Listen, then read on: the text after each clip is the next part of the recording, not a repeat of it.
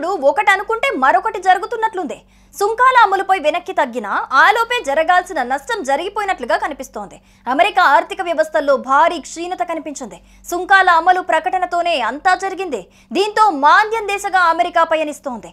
మాంద్యం తప్పకపోవచ్చనే సంకేతాలిస్తోంది.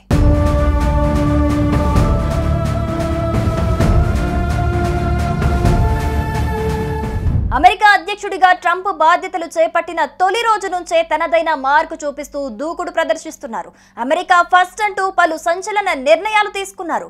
భారత సహా ప్రపంచ దేశాలపై ప్రతీకార సుంకాలు విధిస్తామని ప్రకటించారు. ప్రపంచవ్యాప్తంగా ఆర్థిక అనిశ్చితులకు కారణమయ్యారు. తాము తీసుకునే నిర్ణయాలు అమెరికాకు మేలు చేస్తాయని ట్రంప్ మొదటి నుంచి చెప్పుకుంటూ వస్తున్న క్షేత్రస్థాయిలో అందుకు భిన్నంగా ఉన్నట్లు గణాంకాలు చెబుతున్నాయి. ట్రంప్ ఒకటి తలిస్తే మరొకటి జరుగుతోంది.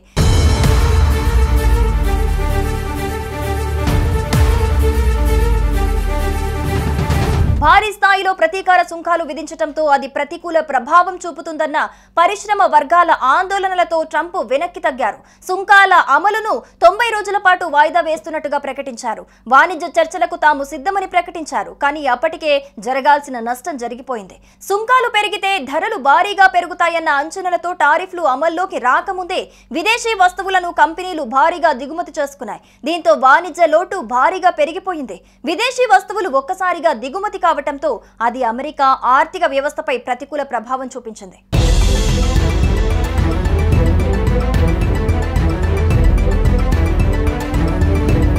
అమెరికా ఆర్థిక వ్యవస్థ 2025 జనవరి మార్చి త్రైమాసికంలో 0.3% మేర క్షీణించింది. గడిచిన 3 ఏళ్లలో చూసుకుంటే ఇలా భారీగా క్షీణించటం ఇదే తొలిసారి కావటం గమనార్హం. విదేశీ వస్తువులు ఒక్కసారిగా దేశంలోకి దిగుమతి కావటంతోనే ఇందుకు నేపథ్యంగా ఆర్థిక నిపుణులు భావిస్తున్నారు. అంతకుముందు 2024 చివరి 3 నెలల్లో చూసుకుంటే అమెరికా ఆర్థిక వ్యవస్థ 2.4% వృద్ధి సాధించింది. అయితే ట్రంప్ అధికారంలోకి వచ్చిన తర్వాత తీసుకుంటున్న నిర్ణయాలతో ఆర్థిక వ్యవస్థపై ప్రతికూల ప్రభావం పడుతోందని చెబుతున్నారు. ఇది ఇలాగే కొనసాగితే మాంద్యం తప్పకపోవచ్చని హెచ్చరిస్తున్నారు.